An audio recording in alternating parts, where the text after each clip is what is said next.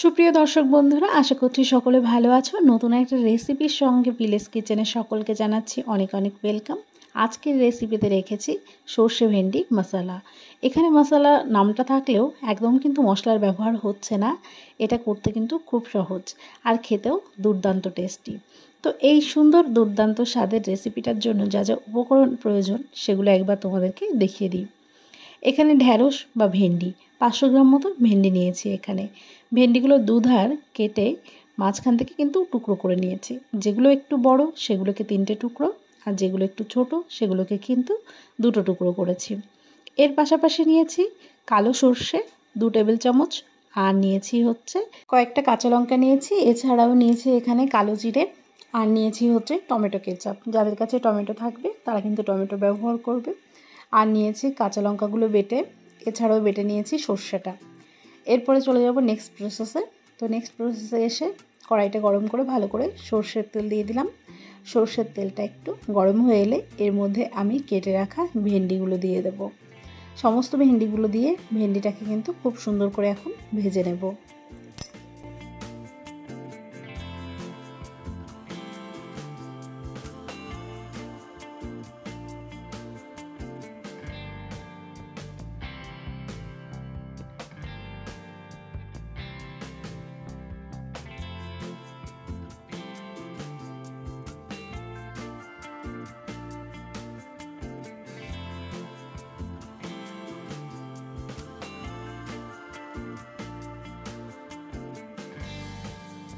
ভেন্ডি ভাজার জন্য কিন্তু খুব বেশি সময়ের প্রয়োজন হয় না, খুব সহজে কিন্তু ভেন্ডিটা ভাজা হয়ে যায়।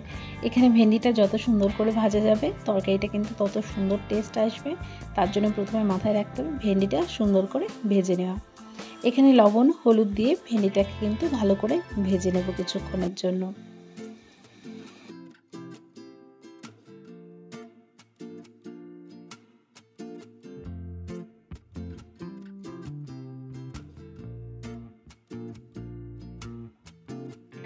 এদিকে ভেন্ডিটা ভাজা হতে থাকুক, ওইদিকে আমি একটা তোমাদের পদ্ধতি দেখাচ্ছি। এটা হচ্ছে সর্ষের যে খোসা থাকে, এটা কালো সর্ষে, যেহেতু সর্ষের মধ্যে খোসাগুলো কিন্তু বড্ড বাজে লাগে দেখতে, সেই খোসাগুলো কিন্তু খেতেও ভালো লাগবে না।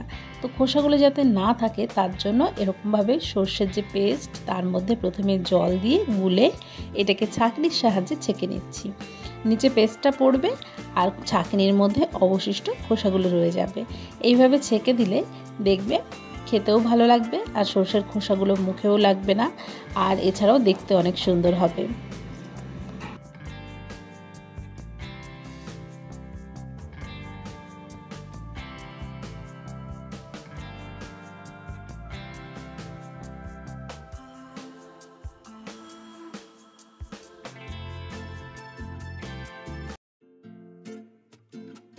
যখন দেখবে ছাঁকনি দিয়ে আর ছাঁকা যাচ্ছে না, তখন কিন্তু এইভাবে হাতের মধ্যে চেপে চেপেও খোসাগুলো তুলে নেওয়া যেতে পারে।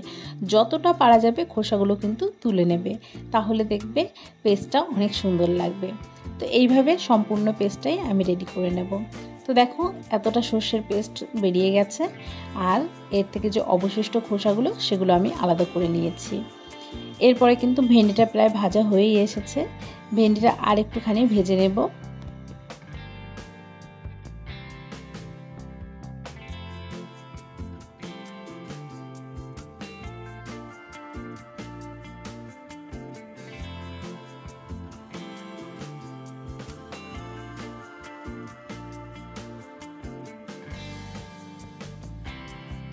ভেন্ডিটা কিন্তু খুব সুন্দর করে ভেজে নিয়েছি। এরপরে এখন ভেন্ডিটা তুলে নেব।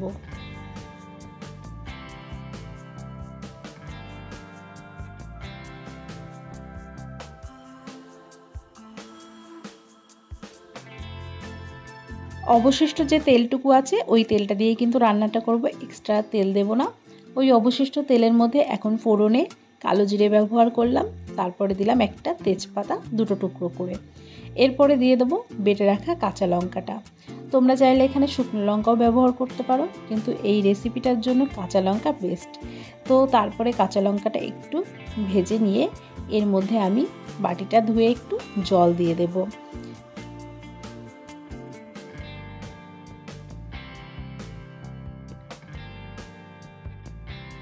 এরপরে একে একে যে মশলাগুলো আছে অল্প অল্প করে অ্যাড করে নেব।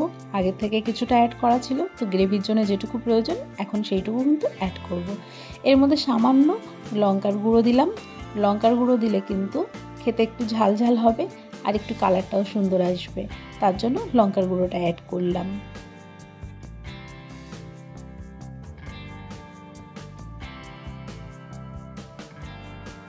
এবার দিয়ে দিলাম এর মধ্যে টমেটো কেচাপটা।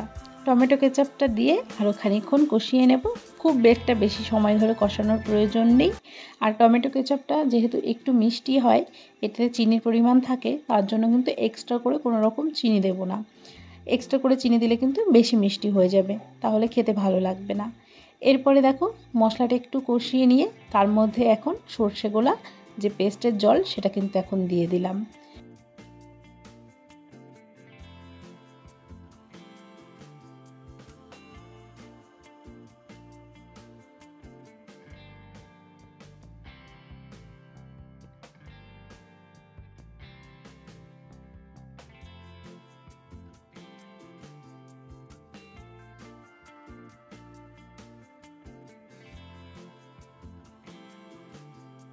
আরও একটু জল দিয়ে গ্রেভিটাকে এখন ফুটতে দেব। গ্রেভিটা কত সুন্দর কালার এসেছে দেখলেই বুঝতে পারছো যে দারুণ একটা কালার এসেছে। এবার ভেজে তুলে রাখা সমস্ত ভেন্ডিগুলো এখন দিয়ে দেব। যেহেতু ভেন্ডিটা একটু গ্রেভি গ্রেভি করব, আর সর্ষে ভেন্ডি একটু গা মাখা হালকা গ্রেভি কিন্তু খেতে বেশি ভালো লাগে।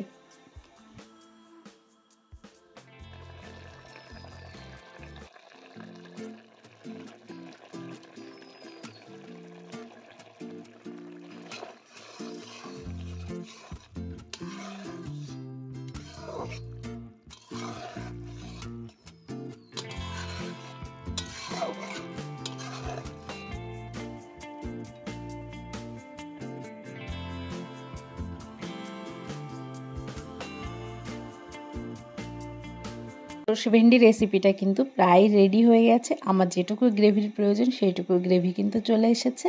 এবার কিন্তু নামিয়ে নেব। আর দেখতে পাচ্ছ একটা হালকা গ্রেভি সর্ষে ভেন্ডির মশলা রেসিপি। তো একদম সুস্বাদু একটা রেস্টুরেন্ট স্টাইল সর্ষে গ্রেভি মশলা রেসিপি তৈরি হয়ে গেল। তোমাদের কেমন লাগলো এই রেসিপিটা অবশ্যই কমেন্টের মাধ্যমে জানাবে। আর গরম ভাতের সঙ্গে এই রেসিপিটা সার্ভ করে সবাই খাবে, দেখবে আরও সুন্দর লাগবে খেতে। আর যারা যারা নতুন আছো তারা যদি প্রথম ভিডিওটা দেখে থাকো, চ্যানেলটিকে সাবস্ক্রাইব করার অনুরোধ রইল তাদের কাছে। আর যারা পুরনো বন্ধু আছো তারা সবাই আমার পাশে থেকো, আমাকে সাপোর্ট করো।